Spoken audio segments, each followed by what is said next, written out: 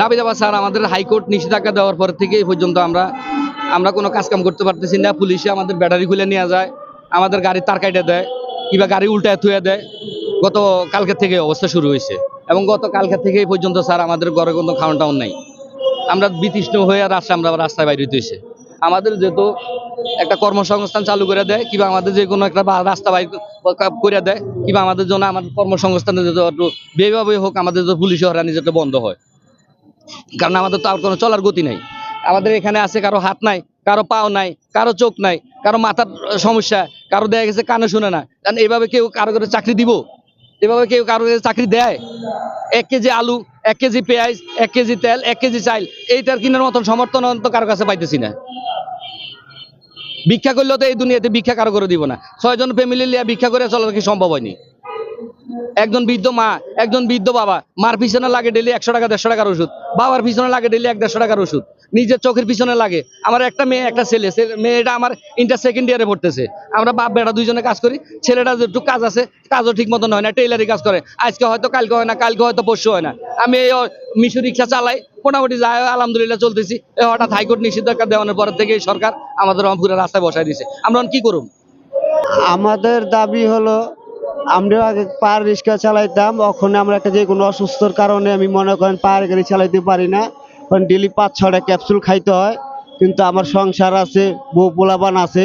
এখন গাড়ি চালায় মনে করেন যে যেটুকু চালাই সেটুকু পুলিশে মনে করেন যেটা তার মোড় ছিঁড়ে, আবার অনেক হাইকোর্টের থেকে নির্দেশ দিছে গাড়ি চলবে না। তাহলে আমরা কি করে খাবো? আমরা তো ভিক্ষা চাই না, কর্ম চাই, কর্ম করে বাঁচতে চাই। আমরা তো বাংলাদেশের সাধারণ নাগরিক। আমরা তো আর এমন না যে বাইরের দেশেতে বাইসে আইছি। আমাদের দাবিটা হলো স্যার, ব্যাটারি চালিত গাড়ি বন্ধ করে দিতেছে। আমরা শারীরিক প্রতিবন্ধী যারা আছি ওনাদেরকে একটা কিছু কর্মস্থান করে দোক, নাহলে বাসস্থান করে দোক। ঠিক আছে, আমাদের এটাও চালাতে ভালো লাগে না। কিন্তু আমাদের স্যার আমাদের বাধ্যতা চালাইতে হয় স্যার, আমাদের সংসার আছে স্যার।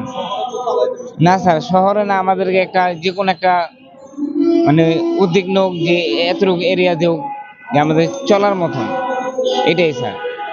স্যার আমি সড়ক দুর্ঘটনায় আমার এই হাত, মাজা, কোমর, মুখ এগুলো সব ভেঙে গেছে স্যার।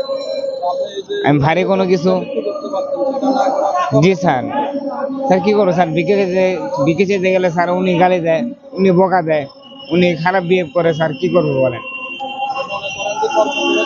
স্যার আমার সন্তান আছে স্যার, 3-3টা সন্তান আমার, ওনাদের তো ভবিষ্যৎ আছে স্যার। আমি সড়ক দুর্ঘটনা নাইলে আমি গ্রস্ত হয়েছি, ঠিক আছে, আমার ভালো বাচ্চা তো আছে স্যার। ভিক্ষা করতে গেলে স্যার দেখা গেছে 100 টাকা, 200 টাকা, 300 টাকা কাজ হয়। আমি দেখা গেছে পরিশ্রম করে দেখা গেছে আমি 700 টাকা, 500 টাকা আয় উন্নীত করতে পারি স্যার। এই আর কোনো কিছু না স্যার। সরকারে বন্ধ করছে, করুক, সমস্যা নাই, ঠিক আছে। আমাদেরকে একটা চলার মতন কোনো কায়দা করে দোক, নাহলে আমাকে একটা বাসস্থান করে দোক। আমাদের তো ফ্যামিলি আছে স্যার। আমি তো গ্রস্ত হয়েছি স্যার, আমি বুঝতে চাই যে এটার বেদনাটা কি। একটা সংসার চালাতে গেলে স্যার অনেক কিছু লাগে স্যার, বাল বাচ্চার সংসারে খরচ, এভরিথিং অনেক কিছু আছে। পোলাপানের মাদ্রাসা, পোলাপানের স্কুল, এগুলো তো স্যার একা সম্ভব না স্যার। এখন এটা থাকলে দেখা যাচ্ছে স্যার ওই যে 700-800 টাকা কাজ করতে পারি, ওটা দিয়ে দেখা যাচ্ছে স্যার আমরা ডাল ভাত খাইতে পারি স্যার।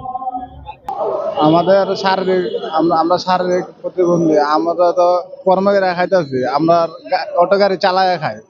আমাদের গাড়ি যদি বন্ধ করে দেয় তো আমরা কি করে খাম? আমরা তো অন্য কোনো পরিশ্রমের কাজ করতে পারি না। আমরা চাই আমাদের দাবি মেনে নেওয়া হোক।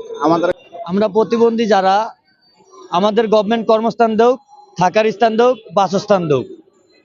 আমরা এটা রিক্সি বলছে, আমরা তার সাথে একমত। আমরা রিক্সি যান চাচ্ছি না। গভর্নমেন্ট মাস শেষে 850 টাকা ভাতা দিচ্ছে।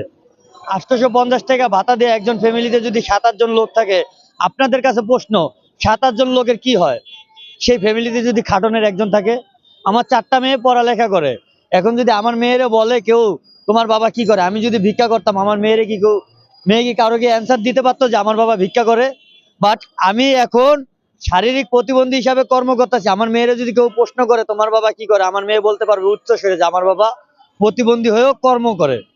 এখন যদি আমরা কারো কাছে হাত পাতি, কর্ম করতে পারোস না, এখন অটো চালাই দিয়েছে, এটা অবৈধ, এটা কেন চালাস? তাইলে আমাদেরকে কেউ কর্ম দিবে? তুই তো প্রতিবন্ধী, তুই কি কর্ম করবি? তাইলে আমাদের অপরাধটা কোথায়? আমরা চাই আমগো প্রতিবন্ধী করে ওনারা যেন মানবিক দৃষ্টিতে দেখে। আমাদের যেদিক দিয়ে পায়ে রিক্সা চলে ঠিক সেদিক দিয়ে যেন আমাদেরকে চলার পারমিশন দেওয়া হয়।